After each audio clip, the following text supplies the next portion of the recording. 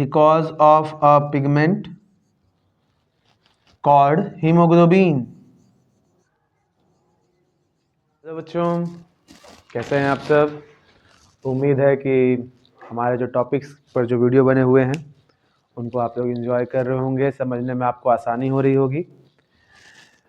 उसी सीरीज में आज हम लोग ब्लड के ऊपर करने वाले, क्योंकि हम लोगों ने हार्ट किया हुआ है, तो हार्ट में हमने देखा था ब्लड कैसे सर्कुलेट करता है। आज जानते हैं कि ब्लड होता क्या है, ब्लड का कॉम्पोजिशन क्या होता है, उसके कंपोनेंट्स क्या क्या होते हैं। Let's talk everything about blood.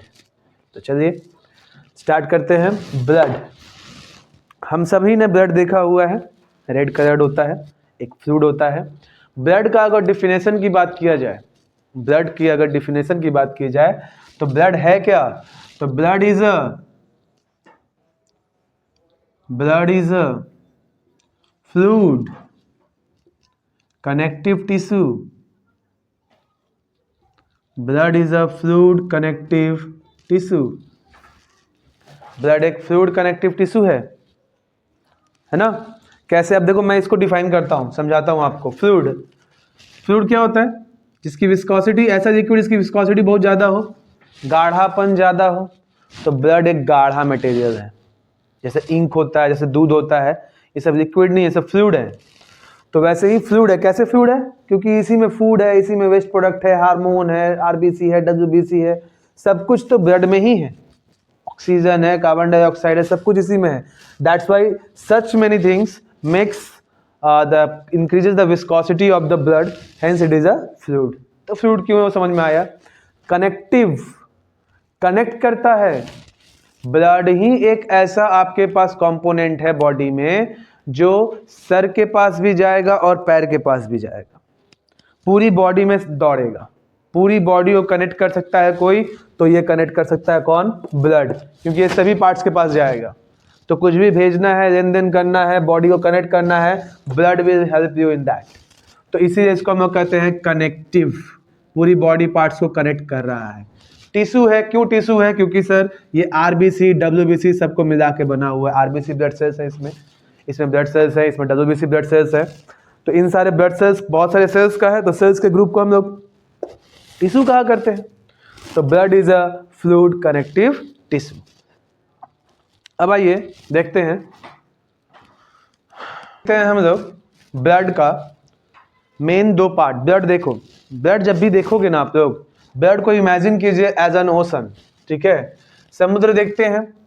अब समुद्र जब देख रहे हैं ना, तो बाहर से हम लोगों को क्या दिख रहा है? सिर्फ पानी। मगर ऐसा है क्या सिर्फ पानी ही है ब्लड में? माने ओशन में सिर्फ पानी ही है? नहीं सर, पानी आपको बाहर से दिखता है, उसमें बहुत सारे फ्लोरा एंड फौना है, एक्वाटिक लाइफ है उसके अंदर, जो आपको बाहर से नहीं दिखता, लेकिन उसमें है, उसी में डूबे हुए हैं। उसी प्रकार अपना ब्लड है। आप जब ब्लड को देखते हो बाहर से, तो सिर्फ आपको वो फ्लूइड दिखता है और कुछ नहीं दिखता। लेकिन क्या बाकी सारी चीजें उसमें नहीं है? क्या उसमें ब्लड सेल्स नहीं है? क्या उसमें फूड नहीं है? क्या उसमें वेस्ट प्रोडक्ट्स नहीं है? लेकिन वो दिखेगा नहीं। क्यों? क्योंकि उसी में वो सबमर्ज्ड है, इमर्ज्ड है, डूबा हुआ है, तो उसी में वो दिखेगा नहीं आपको। तो ब्लड के दो पार्ट, जैसे ओशन का दो पार्ट हो गया, एक हो गया पानी और दूसरा हो गया एक्वाटिक लाइफ, वैसे ही ब्लड का एक पार्ट होता है प्लाज्मा, प्लाज्मा, और दूसरा पार्ट होता है ब्लड सेल्स, ब्लड सेल्स। अब देखिए plasma, plasma blood cells. Plasma ठीक ओशन में जैसे आपने कंपेयर किया पानी को, फ्लूइड को, वैसे ही आपका ये ओशन दिख रहा है आपको, सिर्फ प्लाज्मा दिख रहा है बाहर से, ठीक है ना? प्लाज्मा क्या होता है? तो plasma, it is the fluid part, it is the fluid part, fluid part of blood. Blood का फ्लूइड पार्ट है, ब्लड का फ्लूइड पार्ट है ये। इट कंटेन्स, देखो हाँ एक चीज बताना भूल गए, ब्लड सेल्स और प्लाज्मा मिलकर ब्लड फॉर्म करते हैं। उसमें से 55% तो प्लाज्मा होता है ब्लड का, और 45% ही ब्लड सेल्स होते हैं। इट मीन्स कि अगर मैं एक बूंद ब्लड का दे दूं इतना, तो उसको अगर मैं डिवाइड करूंगा तो कुछ इस प्रकार, ये 55% हो गया, ये 45% हो गया। ये आपका प्लाज्मा हो गया, या आपके ब्लड सेल्स हो गए। तो आपका 55% ब्लड का जो होता है वो प्लाज्मा, मतलब कि वो फ्लूइड पार्ट होता है सिर्फ, वो आरबीसी डब्ल्यूबीसी नहीं होता, वो ब्लड सेल्स नहीं होते, प्लाज्मा। तो ये फ्लूइड पार्ट है, ये फ्लूइड है, इसमें क्या होता है, it contains water, food, hormone, enzymes, waste products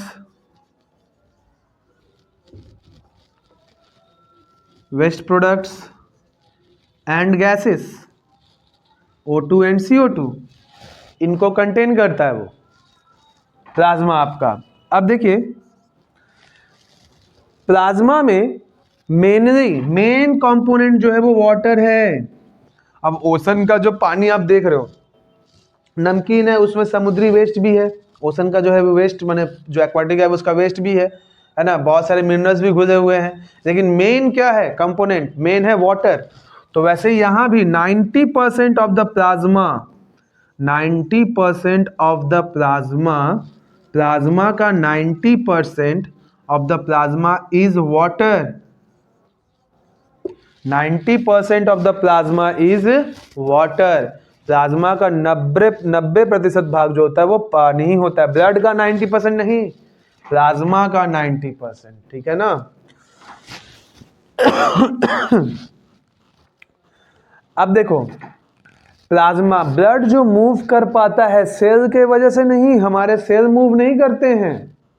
मछली जो तैर पा रही है ओशन में, वो पानी है वहां पर इसलिए वो तैर पा रही है, या फिर पानी के साथ अगर कोई चीज बह रहा है तो वो पानी है इसलिए वो बह पा रहा है, वरना नहीं फ्लो कर पाएगा। तो इसी प्रकार से ब्लड अगर फ्लो कर पा रहा है तो that is only because of plasma. किसके वजह से, प्लाज्मा के वजह से वो फ्लो कर पा रहा है। तो मतलब कि ब्लड जो मूव कर रहा है बॉडी के अंदर, प्लाज्मा अगर नहीं होता तो वो उसको मोबिलिटी नहीं मिलती, मूव करने लायक वो नहीं रहता, फ्लो नहीं कर पाता ब्लड। तो प्लाज्मा जो है वो मोबिलिटी प्रोवाइड करता है, इट प्रोवाइड्स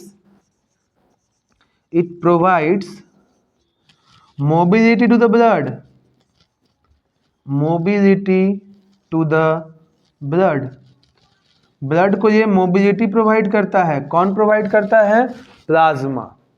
तो it was about plasma that 55% of the blood is plasma, fluid part है, सब कुछ कंटेन करता है। देखिए क्या कंटेन करता है, इसका 90% जो होता है वो वाटर होता है, और ये नहीं होता तो ब्लड मूव नहीं कर पाता, क्योंकि सेल मूव नहीं करते हमारे, फिक्स होते हैं। तो ये जो मूव कर पा रहे हैं वो प्लाज्मा की वजह से। आइए देखते हैं कैसे मूव कर पाते हैं।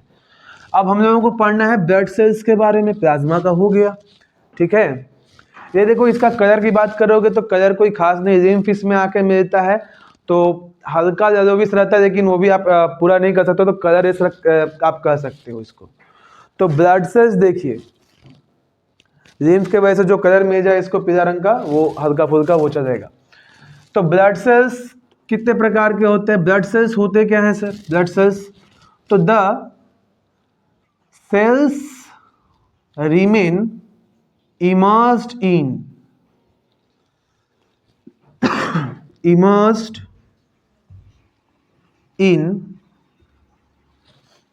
the plasma,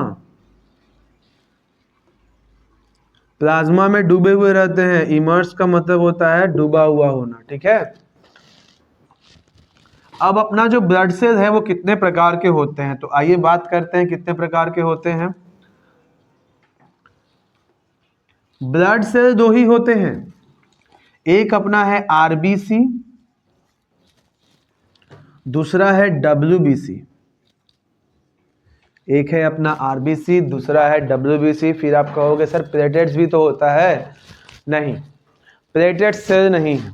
क्या है वो जब प्लेटलेट्स पढ़ाएंगे उस वक्त समझाएंगे। लेट्स टॉक अबाउट आरबीसी, अभी इन दोनों सेल्स के बारे में। आप प्लेटलेट को पढ़ोगे ब्लड सेल के अंदर ही, अभी क्लास 10 तक, लेकिन वो सेल नहीं है, वो एक्चुअली दूसरा चीज है, बताएंगे आपको आगे वीडियो में। आप देखते रहे तब तक। आरबीसी देखते हैं, चलिए। आरबीसी का फुल फॉर्म, आरबीसी का फुल फॉर्म क्या है, तो इसका फुल फॉर्म हुआ रेड ब्लड कर्पसल,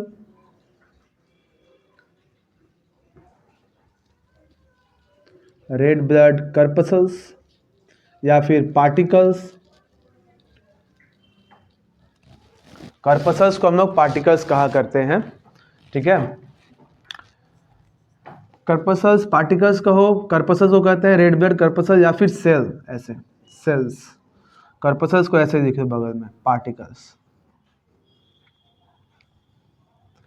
इसका दूसरा नाम also known as, biological name भी है इसका, also known as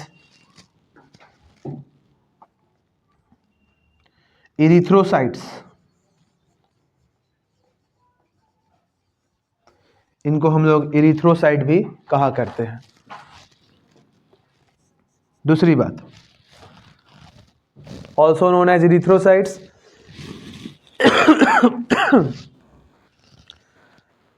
red blood cell का कलर कैसा होता है? रेड होता है। It is red in colour, it is red in colour, it is red in color because of a pigment, because of a pigment called hemoglobin।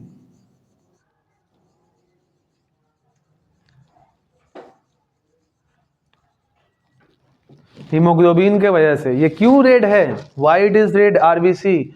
Because of a pigment which is known as haemoglobin. Haemoglobin एक ऐसा pigment है जो हमारे blood में पाया जाता है, ठीक है। तो ये ब्लड में जो पाया जाता है ना, तो ब्लड में पाया जाता है, ये इसका कुछ खास काम है हीमोग्लोबिन का। हीमोग्लोबिन लंग्स में जब ऑक्सीजन आता है ना, तो उस ऑक्सीजन को ट्रैप करने में मदद करता है आरबीसी को। तो हीमोग्लोबिन का फंक्शन क्या हुआ? It traps the oxygen, traps the oxygen, ये ऑक्सीजन को ट्रैप करता है। इसलिए हम आरबीसी को it is the carrier of oxygen, इसीलिए हम लोग आरबीसी को कहते हैं कैरियर। क्या कहते हैं? Carrier. It is the carrier of oxygen. ये ऑक्सीजन को कैरी करता है। किसको कैरी करता है? ऑक्सीजन को कैरी करता है। कौन करता है? आरबीसी करता है, ठीक है ना। अब आरबीसी जो है वो उसको ऑक्सीजन कैरी कर रहा है, वो इसका काम है ऑक्सीजन कैरी करना, ठीक है। अब देखिए, आरबीसी हमारे बॉडी में ऑक्सीजन कैरी कर रहे हैं। आरबीसी दिखता कैसा है उसके बारे में हम लोग बात नहीं किए, चलो कर देते हैं, ठीक है ना। यहाँ पर यहीं पे दिख रहा है इसका नीचे, यहाँ पर ये होता है spherical shaped, spherical shaped, biconcave होता है, बाइकन्वेक्स, ठीक है ना। बाइकन्वेक्स का मतलब कैसा होता है? गोल है, अंदर बीच में से धंसा हुआ है, ठीक है ना। इधर से भी धंसा हुआ है, इधर से भी धंसा हुआ है। तो स्फेरिकल शेप्ड होता है, नॉन न्यूक्लिएटेड होता है, ये मतलब न्यूक्लियस नहीं पाया जाता है। तो अब इस सेल के पास न्यूक्लियस नहीं है, तो इसको कंट्रोल कौन करेगा? ब्रेन नहीं रहेगा तो हमारी बॉडी को कंट्रोल कौन करेगा? तो वैसे ही न्यूक्लियस तो ब्रेन ऑफ द सेल होता है, तो इसके पास ब्रेन नहीं है, इसके पास न्यूक्लियस नहीं है, इसी वजह से इसका लाइफ स्पान भी ज़्यादा नहीं होता है। न्यूक्लियस न पाए जाने की वजह से इसका जो लाइफ स्पान है, ये कितने दिनों तक जिंदा रहता है? तो इसका लाइफ स्पान जो है वो है 120 डेज का, मतलब लगभग 120 दिन तक जिंदा रहता है। एक दिन में भी मर सकता है, 2 दिन में भी मर सकता है। जैसे एवरेज लाइफ स्पान अभी ह्यूमन का क्या है? 60 से 70 साल। जरूरी थोड़ी ना कि 60 से 70 साल जिएगा, 10 साल में भी मर सकता है, 30 साल में भी, 40 साल में कभी भी मर सकता है। तो वैसे ही ये भी है, लेकिन इसका मैक्सिमम कितना है? 120 डेज के अराउंड। आरबीसी बनता कहाँ है? आरबीसी का फॉर्मेशन कहाँ होता है? तो आरबीसी हमारे बोन मैरो में फॉर्म्ड होते हैं। बोन मैरो क्या होता है? जितनी भी हमारी बड़ी बड़ी हड्डियां हैं ना, बेसिकली हमारे हाथ और पैर की हड्डियां ही बड़े बड़े होते हैं, ये ना अंदर से खोखले होते हैं, और उन खोखलेपन में उस हॉलो जगह पे एक फ्लूइड बह रहा होता है, जिस फ्लूइड का नाम होता है बोन मैरो, ठीक है। तो हड्डी में एक फ्लूइड पाया जाता है बीच में, है ना। जैसे आप लोग चिकन विकन खाते हैं तो कैसे हड्डी को चूस चूस के खाते रहते हैं, लेग पीस खाते हैं, उसका रस चूसते हैं, तो उसमें बोन मैरो भी आप उसका ये दे रहे हैं, आप चूस रहे हैं उसका। तो वैसे ही बोन मैरो आपकी बड़ी बड़ी हड्डियों में पाया जाता है, वहीं पर आरबीसी बनता है। ठीक है, तो आरबीसी का फॉर्मेशन कहाँ होता है? आरबीसी बनता है, आरबीसी इज फॉर्म्ड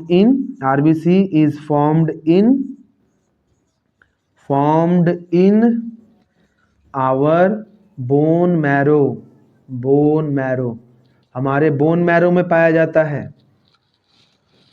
कहाँ पाया जाएगा? हमारे बोन मैरो में पाया जाएगा। इसका काउंट क्या है? What is the count of RBC? Count मतलब कितना रेंज तक पाया जाता है हमारे बॉडी में, हमारे ब्लड में, ये क्या रेंज है इसका? तो इसका रेंज सुनकर आप हैरान हो जाएंगे। इसका काउंट जो है वो है 4.5 to 6 मिलियन आरबीसीज पर माइक्रोलीटर। एक माइक्रोलीटर में लगभग 45 लाख से 60 लाख आरबीसी होते हैं। इतने ज़्यादा आरबीसी होते हैं, इस वजह से ही हमारा ब्लड जो है वो सिर्फ रेड दिखाई देता है और कोई कलर उसमें दिखाई नहीं देता। इसीलिए ब्लड में सिर्फ आरबीसी का ही प्रेजेंस दिखता है, बाकी किसी का नहीं दिखता, इस ह्यूज नंबर काउंट के वजह से। 4.5 to 6 मिलियन आरबीसीज पर माइक्रोलीटर। अब आइए हम लोग डब्ल्यूबीसी के बारे में पढ़ते हैं। डब्ल्यूबीसी व्हाइट ब्लड सेल्स होते हैं, इनका पूरा फुल फॉर्म जो हुआ इनका व्हाइट ब्लड सेल्स या फिर कर्पसल्स। ठीक है, ये इरेगुलर शेप्ड होते हैं, इनका कोई फिक्स्ड शेप नहीं होता। आपसे पूछता है, एग्जाम में पूछ लेता है कि कोई दो ऐसे सेल्स का नाम बताइए जो इरेगुलर शेप्ड होते हैं, तो एक अमीबा हो गया, देखे होंगे ऐसे से चलता रहता है बेचारा, है ना, और आपका डब्ल्यूबीसी हो गया, इसका कोई फिक्स्ड शेप नहीं है डब्ल्यूबीसी का। इसका दूसरा नाम क्या है? इसका दूसरा नाम है ल्यूकोसाइट। बायोलॉजिकल नेम इसको दिया गया है ल्यूकोसाइट्स। ठीक है, ल्यूकोसाइट्स दिया गया है इसका नाम। डब्ल्यूबीसी का मेन काम क्या है? इसका शेप, इसका कलर कैसा होता है? ये नहीं कि व्हाइट है तो व्हाइट ब्लड व्हाइट कलर का होगा, नहीं, इट इज कलरलेस, इसके पास किसी भी प्रकार का कलर नहीं पाया जाता, इट इज कलरलेस। दूसरी बात, अब डब्ल्यूबीसी का काम क्या है? जैसे यहाँ पे आरबीसी का काम था ऑक्सीजन को कैरी करना, डब्ल्यूबीसी का काम क्या है? इसका काम है it provides immunity to the body, body को इम्यूनिटी प्रोवाइड करता है। What is immunity? Anyone? What is immunity? तो इम्यूनिटी क्या होता है? तो immunity the ability to resist disease, बीमारी को रोकने की जो क्षमता है हमारे बॉडी का, उसे हम लोग कहेंगे, क्या कहेंगे? आपका immunity. Resist disease, ability to resist disease is termed as immunity. ये कैसे इम्यूनिटी प्रोवाइड करेगा? तो डिजीज होते क्यों हैं? पैथोजेंस हमारी बॉडी के अंदर आते हैं। पैथोजन क्या होता है? माइक्रो ऑर्गेनिजम्स जो हमारे शरीर में आकर बीमार करते हैं हमको, उन्हें कहते हैं हम लोग पैथोजेंस। उनको हम लोग क्या कहते हैं? पैथोजेंस। तो उनको मार गिराएगा, बॉडी में जो वेस्ट प्रोडक्ट है उनको इनगल्फ कर जाएगा, डिकम्पोज कर देगा, इस तरीके से हमें बीमार पड़ने से बचाएगा। तो ये काम होता है किसका? डब्ल्यूबीसी का। अब देखो डब्ल्यूबीसी को बहुत काम करना है। काम क्या करना है? इसको मारना है, लड़ाई करना है जर्म्स के साथ, है ना। तो हमारे मोदी साहब का एक स्कीम आया हुआ है अग्निवीर वाला, है ना। उसमें क्या बोलता है कि 4 साल का नौकरी रहेगा, लगभग 19-20 साल के लड़के लोग को भर्ती दिया जाएगा, और जब तक वो मैंने 23-24 तक होंगे उनका 4 साल का सर्विस हो जाएगा लगभग, और उसके बाद उनको छोड़ दिया जाएगा। तो वो यंग वाले को ही क्यों उठाएं? यंग लोगों को ही ये अपॉर्चुनिटी क्यों दिया गया? क्योंकि यंग है, एनर्जेटिक है। अब बॉर्डर पे लड़ाई करना है, वहाँ पर एजेड लोगों को तो रख नहीं सकते, है ना, कि उनको भागने में दिक्कत होगा, दौड़ने में दिक्कत, घुटनों में दर्द, ये दर्द वो दर्द। तो वहाँ पे बेचारे बॉर्डर मारने गए, खुद ही बेचारे मर जाएंगे। तो इसीलिए वो लोग क्या करते हैं, यंग ऑफिसर्स को, यंग सोल्जर्स को रखते हैं। तो वैसे ही हमारे WBC भी यंग होने चाहिए। यंग मने कम एज का होना चाहिए, ज़्यादा बूढ़ा नहीं होना चाहिए, ज़्यादा बुजुर्ग नहीं होना चाहिए, वरना क्या होगा, जम से इसको मार गिराएगा तो हमें फिर इम्यूनिटी ही नहीं प्रोवाइड कर पाएगा। तो इसीलिए इसका जो लाइफ स्पान होता है ना वो बहुत छोटा होता है। एकदम अग्निवीर से ही याद रखना, अग्निवीर 4 साल का जॉब, इसका जो आपका लाइफ स्पान है वो भी है 0 to 4 days, एकदम वहीं से जिस दिन पैदा हुआ, जिस दिन बना, उस दिन भी डिस्ट्रॉय हो सकता है, अगले 4 दिनों में डिस्ट्रॉय हो जाएगा। मतलब 96 आवर्स का इसका लाइफ स्पान होता है WBC का। इसीलिए क्यों, क्योंकि ये यंग रहेगा तो जम से ज़्यादा फाइट कर पाएगा। अगर पुराना होता है RBC की तरह 120 दिन का, तो पुराना हो जाता, फाइट नहीं कर पाता। तो सर आपने बताया कि RBC जो है वो आपके हमारे बोन मैरो में बनता है, WBC कहाँ बनता है, बोन मैरो में? नहीं, बिल्कुल नहीं, बोन मैरो में नहीं बनता। ये कहाँ बनेगा? यहाँ लिखते हैं हम, ठीक है ना, इसके ऊपर में मिटाकर। बोन मैरो कहाँ बनेगा? तो बोन मैरो बनेगा, बोन मैरो बोल रहे, WBC कहाँ बनेगा? तो WBC जो है वो बनेगा आपका, WBC इज फॉर्म्ड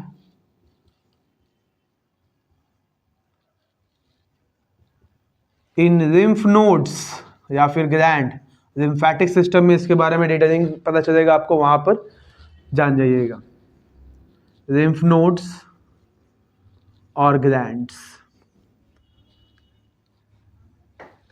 हमारे आर्मपिट के पास ऐसे ग्लैंड्स पाए जाते हैं, गर्दन में पाए जाते हैं, चेस्ट कैविटी में पाए जाते हैं। इन सब जगहों पे लिम्फ नोड्स या फिर ग्लैंड पाए जाते हैं। खास तरह के ग्लैंड है जो ल्यूकोसाइट्स को बनाते हैं, जो WBC को बनाते हैं। सर इनका काउंट क्या है? इनका काउंट क्या है? तो इनका काउंट 11,000 से 15,000 to 15,000 WBCs पर माइक्रोलीटर कम होता है, इसलिए दिखता नहीं है, लेकिन बहुत इंपॉर्टेंट है। कम है लेकिन बहुत इंपॉर्टेंट है, क्योंकि अगर ये नहीं हुआ तो हमारा बॉडी जो है वो क्या हो जाएगा, बीमार पड़ जाएगा। तो हम लोगों ने यहाँ पर WBC के बारे में भी जाना। तीसरा क्या है आपका? तीसरा है आपका प्लेटलेट्स, ठीक है। तो हम लोग प्लेटलेट्स के बारे में अगले कहा था आप लोगों को कुछ देर पहले कि प्लेटलेट्स जो हैं वो एक्चुअली ब्लड सेल्स नहीं होते। और जी हाँ, वो ब्लड सेल्स नहीं होते, तो वो फिर होते क्या हैं सर? आपकी किताब में अगर ब्लड सेल्स के अंदर दिया हुआ है तो अभी 10 लेवल पे आपको चल जाएगा, लेकिन वो फिर दिक्कत होगा आपको। इसीलिए आइए प्लेटलेट्स को जानते हैं। प्लेटलेट्स एक्चुअली जो होता है ना, हियर कम्स प्लेटलेट्स।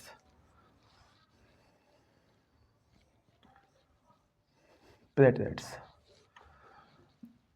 ध्यान दीजिएगा, प्लेटलेट्स क्या होता है। हमने क्या कहा था, RBC कहाँ बनता है? बोन मैरो में, ठीक है।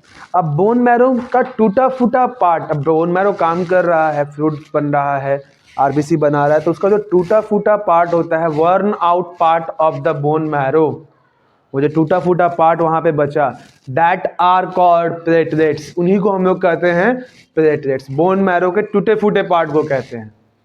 मतलब एक तरह का वो वेस्ट प्रोडक्ट है बोन मैरो का, और वो हमारे लिए फायदेमंद है। कैसे फायदेमंद है? वो हमारे ब्लड को क्लॉट करने में मदद करेगा। अब आइए देखते हैं कैसे करेगा, और भी बातें प्लेटलेट्स के बारे में। तो प्लेटलेट्स जो है ये एक्चुअली क्या है, इसका बायोलॉजिकल नेम क्या है? तो इसका बायोलॉजिकल नेम है थ्रोम्बोसाइट्स। इसका बायोलॉजिकल नेम है थ्रोम्बोसाइट्स। ये एक्चुअली है, इसका कोई शेप थोड़ी ना होगा, टूटा फूटा पार्ट है तो कोई शेप नहीं होगा। तो वर्न आउट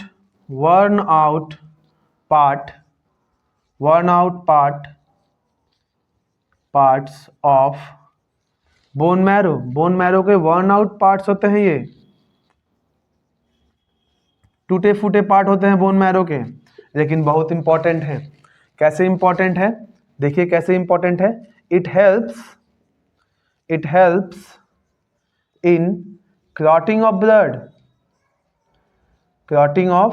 ब्लड, ये ब्लड के क्लॉटिंग में मदद करता है। किसे मदद करता है बच्चा? ब्लड के क्लॉटिंग में मदद करता है, ठीक है ना। ब्लड के क्लॉटिंग में मदद करता है। कैसे मदद करता है अब वो समझते हैं। देखो ये जो प्लेटलेट्स है ना, ये जो वर्न आउट पार्ट है बोन मैरो का, इसके पास एक खास तरह का प्रोटीन होता है जिसका नाम है फाइब्रिनोजेन। फाइब्रिनोजेन, फाइब्रिनोजेन जब ऑक्सीजन के कांटेक्ट में आता है, ऑक्सीजन के कांटेक्ट में आता है तो वो फाइब्रिन नाम का एक फाइबर लाइक स्ट्रक्चर बनाता है। नाम ही है फाइब्रिन, फाइबर लाइक स्ट्रक्चर। जैसे देखो यहाँ पे एक कट लग गया, मानते हैं ये कट लग गया, तो अब कट लग गया तो खून बाहर आने लगा, ठीक है। खून बाहर जैसे ही आएगा तो खून के साथ साथ प्लेटलेट भी बाहर आएगा। प्लेटलेट बाहर आएगा तो वो ऑक्सीजन के कांटेक्ट में जाएगा। अब ऑक्सीजन के कांटेक्ट में जब जाएगा तो वो फाइब्रिन फॉर्म करेगा, और फाइब्रिन है क्या, तो फाइब्रिन फाइबर लाइक स्ट्रक्चर है। फाइब्रिन फाइबर लाइक स्ट्रक्चर है। अब फाइबर लाइक स्ट्रक्चर जैसे जैसे धीरे धीरे ब्लड बाहर आएगा वैसे वैसे ज़्यादा फाइब्रिन बनेगा, तो ये नेटवर्क जो है वो धीरे धीरे क्या होगा सर, थिक होता जाएगा। नेटवर्क धीरे धीरे थिक होता जाएगा और इतना थिक हो जाएगा कि अब अंदर से जो ब्लड सेल्स है या ब्लड जो है वो फ्लूइड प्लाज्मा बाहर नहीं आ पा रहा। तो देखे होंगे कट लगता है तो थोड़ी देर खून बहता है, उसके बाद बहना बंद हो जाता है। तो जो थोड़ी देर बह रहा है ना, उस दौरान ये मैकेनिज्म हो रहा है, लगातार बाहर आ रहा है प्लेटलेट, रिएक्ट कर रहा है, रिएक्ट करके फाइब्रिन बना रहा है। क्या बना रहा है, फाइब्रिन, फाइबर लाइक स्ट्रक्चर्स बना रहा है। और ये फाइबर लाइक स्ट्रक्चर आपका सर एक नेटवर्क जैसा बना दिया, नेटवर्क बना दिया जो नेटवर्क ब्लड को ऊज आउट करने में, बाहर निकलने से रोकता है।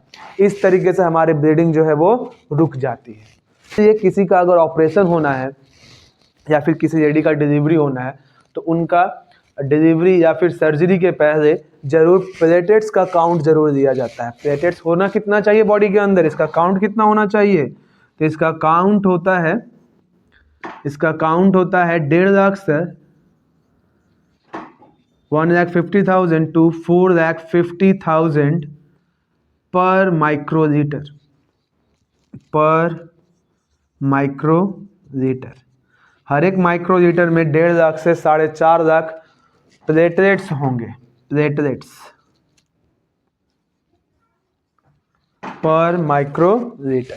अगर इससे कम होगा तो दिक्कत क्या होगा, फाइब्रिन बनने में दिक्कत आएगा, फाइब्रिन कम बनेगा, फाइबर नहीं बनेगा, नेटवर्क नहीं बनेगा, ब्लड बहना नहीं बंद होगा। तो अगर ऑपरेट किया जाएगा आदमी को तो वो जो कट लगाए हैं, वो जो चीरा लगाए हैं बॉडी में, वहाँ से खून लगातार बहते रहेगा और ये बहुत रिस्की हो सकता है, बॉडी से सारा खून बाहर निकल सकता है। इसीलिए जब तक प्लेटलेट का काउंट सही नहीं होता तब तक ना ऑपरेशन किया जाएगा, ना ही किसी लेडी का डिलीवरी होगा, क्योंकि डिलीवरी के वक्त भी बहुत ज़्यादा ब्लड लॉस होता है।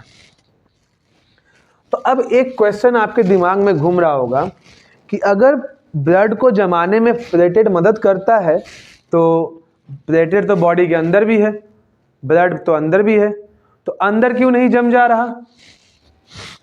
चलिए दिमाग में आया अगर ये क्वेश्चन तो बहुत अच्छी बात, अगर नहीं आया तो आपको सोचना चाहिए पढ़ते वक्त कि अगर ऐसा हुआ तो फिर ब्लड के बॉडी के अंदर क्यों नहीं ब्लड जमा। क्योंकि ब्लड के अंदर, बॉडी के अंदर जब वो ब्लड में प्लेटलेट मिक्स है तो उसको ऑक्सीजन नहीं मिल रहा। ऑक्सीजन कौन रखा हुआ है, आरबीसी, और ये बेचारा ऑक्सीजन मांगेगा क्यों, ये तो टूटा फूटा पार्ट है, it is not a cell. Energy की जरूरत सेल को ना पड़ती है, ये तो सेल ही नहीं है, तो ये क्यों मांगेगा ऑक्सीजन। तो ये ऑक्सीजन के कांटेक्ट में बॉडी के अंदर जाता ही नहीं है, जिसके वजह से ये फाइब्रिन का फॉर्मेशन नहीं करता। फाइब्रिन नहीं बनता तो बॉडी के अंदर ब्लड नहीं जमता। इसलिए देखो हमने यहाँ पर इसका लाइफ स्पान भी नहीं लिखा। क्यों नहीं लिखा सर, जिंदा रहेगा तब ना मरेगा, ये तो पहले से ही मरा हुआ है, वर्न आउट पार्ट है, तो कहाँ से सर ये आपका मरेगा। इसलिए इसका लाइफ स्पान भी नहीं लिखा गया है। तो ये जो प्रोसेस है आपका क्लॉटिंग ऑफ ब्लड का, इसको हम लोग कहते हैं कोगुलेशन ऑफ ब्लड। इस प्रोसेस को कोगुलेशन ऑफ, क्या कहते हैं इसको हम लोग, कोगुलेशन ऑफ। तो ये हुआ प्लेटलेट्स के बारे में, आरबीसी के बारे में हमने जाना, डब्ल्यूबीसी के बारे में जाना। आरबीसी देखो, इस कैरी करने के इसको मेन पिगमेंट कौन सा चाहिए, हीमोग्लोबिन। हीमोग्लोबिन होना कितना बॉडी में चाहिए, तो हीमोग्लोबिन आपकी बॉडी में, हीमोग्लोबिन जो है वो आपकी बॉडी में 12 से 18 ग्राम पर डेसीलीटर होना चाहिए। 12 ग्राम टू 18 ग्राम पर डेसीलीटर। अगर इससे कम है तो आपको एक बीमारी होगी, डेफिशिएंसी। Deficiency causes anaemia.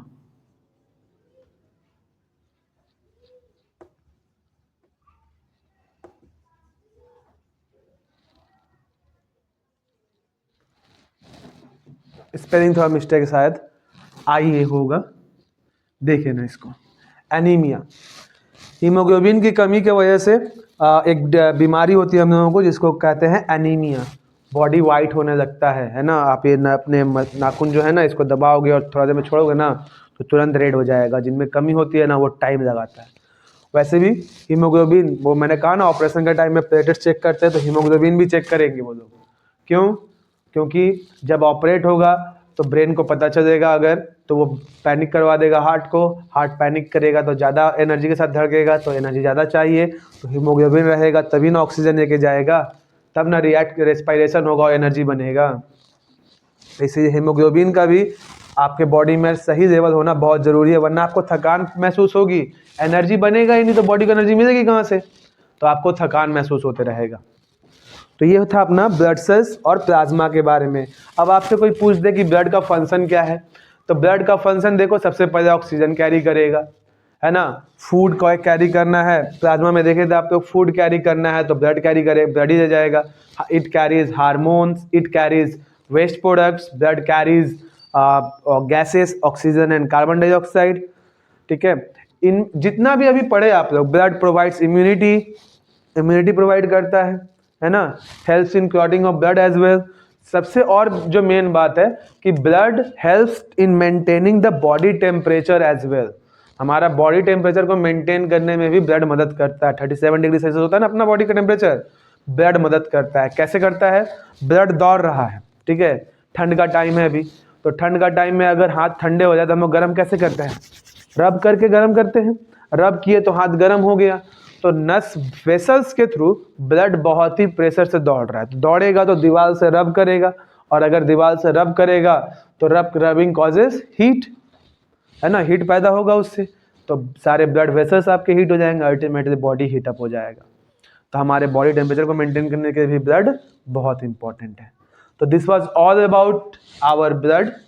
इसको देख लीजिएगा, ये भी इंपॉर्टेंट है, इससे भी 1 से 2 नंबर के ऑब्जेक्टिव्स आ ही जाते हैं। कोएगुलेशन ऑफ ब्लड तो पूछ ही देता है अक्सर।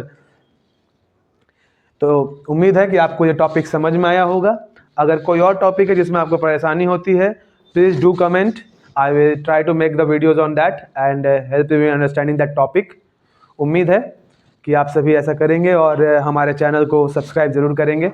इंस्टाग्राम पे फॉलो भी कर दीजिएगा और लाइक और शेयर तो करना ही है आप सबको। Thank you, have a nice day everybody.